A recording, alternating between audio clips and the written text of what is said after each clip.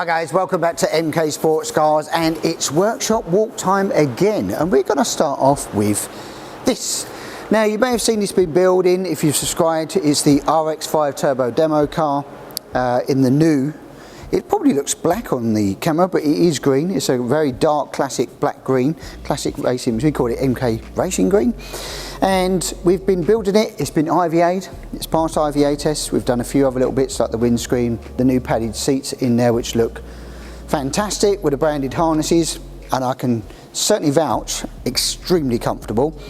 Now what's been going on with this, to get this dynoed, so we've been up at RLM and having a little dyno tune done on it as well, because obviously it's a bit different to what we normally do, because under here we've got the standard Mazda 1.8 NB engine, non-VVT variant in here, and the difference is, so it's got the same standard manifold, all the link pipe, all of this is the same, but the turbo has changed. This has a TD04 19T hybrid turbo, and we've got the same injectors. We've got the EV14 down here, the 640 injectors, but we have got a different intercooler setup, which is definitely more efficient. Done a different radiator setup and we're plumbing it, and a reroute kit here, and a few other little different things. We've ported the head, and we have built this engine, the bottom end, not the pistons, but the rods and new rings and everything else. So it's been done. So it's needed a dyno to see where we're at. Gone through emissions on IVA, not a problem, that was all resolved. So on the dyno, what happened? Well, we did see more than 330, but 328 horsepower, 330 horsepower basically, and about 280 foot-pound of torque, which is way more than we wanted, and we were aiming sort of 300, 280, 300 with this turbo setup that's on there. So what we had was a little bit of boost control that we was trying to do. This was running out at 1.2 bar to achieve that, which is great if you want big power all the time, but we don't want big power all the time. It's a road car, we kind of want to, you know, yes, you can do a little bit off and on the throttle. So what we were finding is the wastegate on this particular turbo that we purchased from a very reputable manufacturer was probably restricting it. So what Joseph set about was a little bit of porting on it.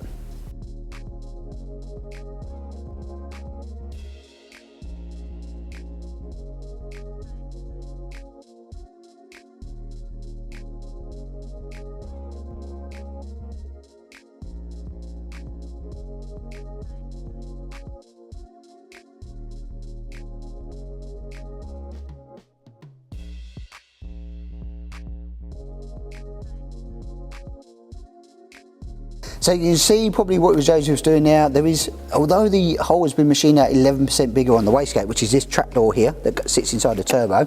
Right, so here's one I made earlier. This is not a same version, but this is just a TD04 13T. So this is the wastegate internally on this particular one, which then basically, as soon as it builds boost, it pushes out what we don't need once the actuator. The actuator here. If you don't know, guys, you probably do. I'm not teaching you how to do it all. You're probably some way more experts out there than us, but if you didn't know, this actuator builds pressure for it, and this is set at 8 psi, so this will be fully open at 8 psi, and what it will do is push this lever, which is that lever there, and open this door, and this door then lets the boost out and helps it get to the pressure that you're desiring, whether it be 8 psi or etc. Now, in there, in line, we also have a little control solenoid to give us more boost because it holds it back. But what we're finding is this couldn't shift enough boost, which is why we was running an overboost, like 1.2 bar. So what Joseph did was set it out in there. You probably saw in the video. He went in there. This is bigger the hole, but we've ported round there so that air will come out and then flow out here much smoother. Now, after some initial road testing on this particular, we sort of simulated a 4th gear pull, which is similar to what we do on a dyno. 4th gear pull from like low RPM, like 1800 RPM, right the way through to red line. And now we can definitely, it's a massive reduction in that. We're down to probably 0.8. So big difference in that. So porting the turbo, it's quite a common thing. You can Google it out there, guys, if you're into that kind of thing. Loads of people are doing porting on turbo to help. If you're running a big external wastegate, like a 38mm teal wastegate, then you're not really going to have those issues. But some of these internal wastegated ones, where they've been machined out and ported out, sometimes it's a little bit of a hump there was on this one, which is just slowing it down and building a bit of back pressure. That's been resolved. So now we should be able to turn it down a little bit and make it a bit more manageable. And hopefully the goal is kind of 240, 250 for everyday driving, and then the button in here which says high boost, in there we can press that and go to the sort of bigger boost power, which I think we'll probably cap it around the 330 mark anyway. We don't need more than that. It's more than efficient for what you need on the road. Of course, if you want big pub numbers, you can go more with different turbos and everything else, but this has been extremely civilised to drive. So a bit technical for you guys, but that's the TD0419T turbo setup. These make anywhere, the standard stuff can make anywhere from sort of 210 to sort of 200. I've seen 260 on some of them. Now it does depend on the brand of turbo you buy. So if something you buy from, if you went out there and bought from Max Speeding Worlds, do not expect it to make the power, and do expect it to overboost. So if you've got a non-built engine, I'm pretty sure you're going to need it. So don't always necessarily look out for the cheapest TD04 13T on the market. Try and buy from a reputable brand or somebody that you know has done it. Ones that we sell here, we know work, and they make the power that's required, because you do not want too much low down torque on an unbuilt engine. You'll bend the rods or snap them or find them escaping out the block. So this car is pretty much set up down, so we'll probably send it back on the dyno one more time just to dial in the boost levels to make it sure that we can actually see every parameter, because you can't do it on the road as much as you like. And then yeah, this car, get yourself ready, hook up Neil, Andy, hook them up. We'll be able to hook you in for a test drive in this. If you're into an RX5 and you wanted turbo and you wanted drivability and power and comfort, this pack with these seats, all the way we've done it all, with the different wheels and tyres, with 13-inch, that we've done it all, just about perfect. Right, next up, what we got here is the Indy R with a 2-litre Duratec in it with a Mazda 5-speed gearbox. As you've seen the videos on this, stonking little car, and it's in for its windscreen wipers and all of those little gubbins there to be fitted on it, and I think a fuel filter change we've got to do on the car as well. Now what we do, this is what we got here. Here's one we made earlier again. It's good this today. So we've got the scuttle which we've modified. This has now got the wiper motors in, the wiper boxes, and I thought I'd just show you underneath here what goes on. So we supply this metal plate which bolts in here.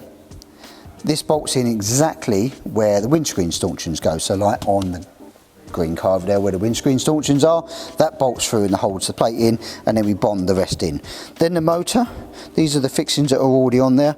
The motor is then bolted in place with the 2 wiper wheels here in there for you, and then the screen washer jet fitting into the centre. So it's quite a nice little thing that will pop onto the scuttle there, onto the bodywork, and then the next job will be fitting that on with a windscreen frame.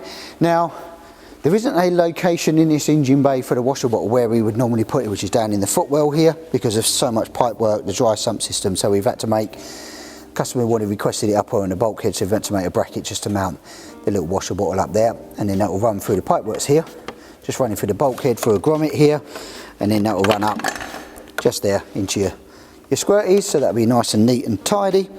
Keep that out of the way, but easy to fill, maintain, all of that. It's quite busy under here anyway, because there's a lot going on with all the dry sump system and all of the areas that do that under there. But finish that off, get some buttons done which are here. So we've got some nice little 2 little buttons in here, the little black ones. We've got the squirties, and we've got the wiper one here to match in with the other buttons. They're just into the dashboards, so nice and neat and tidy as well. So it'd be quite discreet, and it'd be nice to have a roll cage with a windscreen actually, which we have done before. So if you question it, guys, with a external cage, can you fit a screen with that? Yes you can, it does fit. Can you fit doors though? No you can't, unfortunately.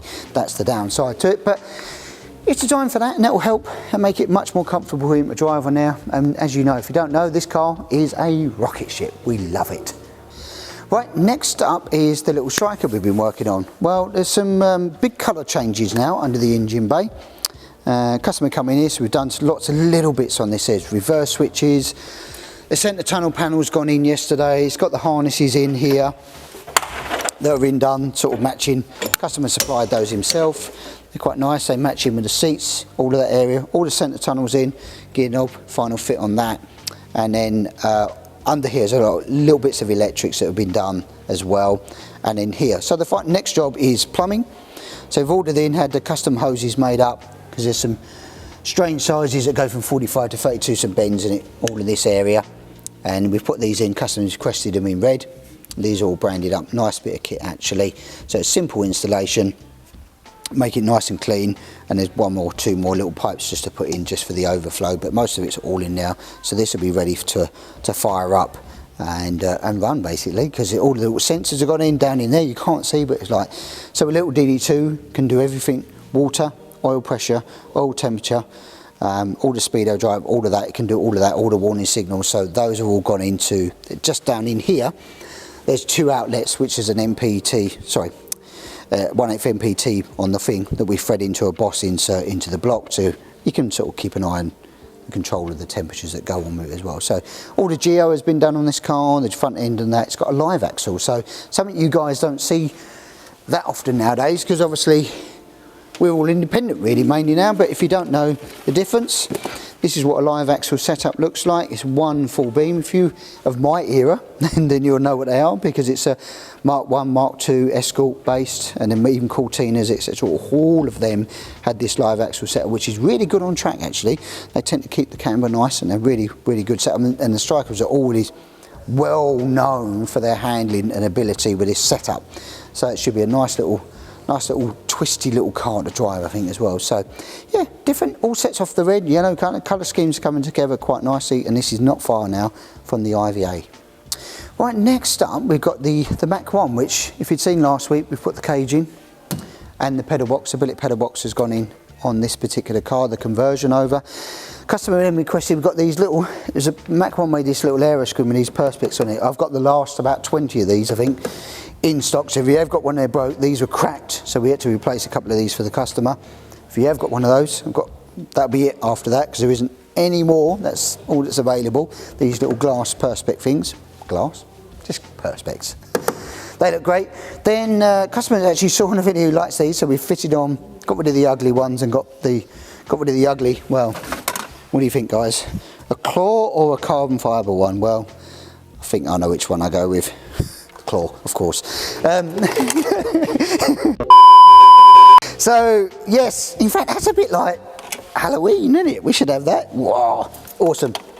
So they look really smart. We put them a little bit higher than we would normally, because the gentleman, as we spoke about, is a bit taller on this. And then next thing, Job, you want to do in, which seeing what's done on so much, which is the little LED lights, which we know are super duper bright and everything else. So look, just show that they work, shall we? So we've got a side light. Hopefully we've got a side light. We got a side light, look at that. DRLs on there, they look great. No indicators on this one, and then a dip beam and high beam on these we've got as well. So they always, they're so much brighter at night as well, because the lumens on them are so much better. And there's your high beam. We haven't put the indicators in because the customer's already got the indicators here and he didn't want to remove all of those. So, and I get that, it's neat and tidy. Compared to the little H4 bulbs that are on them, they were just a nice little upgrade. You can get lenses, or it just had lenses on these. A nice little upgrade. It sort of modernises the car as well, I think. So great. This has been test driven now as well, because it's all back together under here, which had, can't see it now because it's all tucked away, but the pedal box conversion, which is down here, you can see the 3 mile cylinders, and had the little hydraulic clutch conversion from cable down in there, which is a nice little insert. The switch, it's a little bit like a switch, so it's a bit snatchy compared to that, but certainly drivable and certainly probably more reliable than the cable keep breaking. So yeah, this car is pretty much one little final test drive, one little more check of the brakes, and this is ready to go back for its wow, its own spring is on the way. Spring is on the way, so we'll be looking forward to this. Right, next up, this has just rocked up another, this is a familiar car to us. It was in some months back now, but doing some bits for it. And what's it in for this time? Some more upgrades. First thing, we'll start at the front. You can see it's got no headlights. What do you having fitted, guys? Yes, it's the LED light conversion. We're going to be fitting on that. So that's going to look strong and sharp. Now, normally you had the classic sort of Citron 2's EV type headlight on these, but wants a more modern look, going for the LED style. Can't blame him, that's got to be done. Next up is while we're here, it's missing, it's got no side panels at the moment, so you're going to make some side panels for this, mainly because of the turbo side. So on the turbo side, we're going to make in a panel here that's bits better, because he doesn't like all this hoses the way it is. It needs a bit of cleaning and maintenance and tidying up in there, and they had a big gouge out of it here to slide it off, so we're going to make it a much neater, tighter install. So under the bonnet here, a couple of bits we want to do is tidy this up so it makes nice when it comes through the bonnet, tidy the bonnet scoop hole and cut the aperture and make it neat and tidier. Throttle cable's got to be done because this is melting here, so we'll put a new, we do these little 90-degree fixes which brings the cable away. We'll put these in, make the cable reroute, because the one thing you don't want is on a 350 horsepower car is a throttle getting stuck because he's had it and it's nasty and it's scary. So there's a couple of bits there. Got gear linkage to sort out, this one here, because it's all loads of play in it, and again you don't want it missing gear and it seems to be like it's coming loose all the time. It's got so much play in it, it's ridiculous. And some tidying up for the nuts and bolts in that area. New wing mirrors to fit, wants to get rid of these ones. These are old Fireblade ones if I remember rightly. Rubbers have perished here, which is kind of telltale sign, and a few other little jobs that we've got to do through the car, and possibly some paint and some other areas and that for this particular customer, but lots of it. And I've driven this car. Can I say it's fast? Yes. Very fast. So I stock booster, bonkers, high booster turbo, just, yeah, another level. It's just absolutely, you can't describe how mad it is. Right, finally guys, just to update you, remember open day for us is April 6th on a Saturday, so that's the first of the year. I think we're doing a couple of events throughout the year, but that's the first one. Get that in your calendar, love to see you here. Hopefully the weather will be kind, we can see lots of giving you the opportunity to get your car out, maybe for the first time this year. Next up from that, and just before, a week or two before, is the NECs, the Practical Performance Restoration Show. We are there, and if you want to come and see the 330 horsepower fire-breathing RX-5 Turbo, which is bonkers, come along, see us at the NEC, you can have a look at the car. Failing that, don't forget, you can come down here anytime, have a look at the factory, we'll book it in with Andy or Neil for a test drive, and we'll look to see you then. That's it for this week, guys. Don't forget to like, share and subscribe, and we will catch you next week.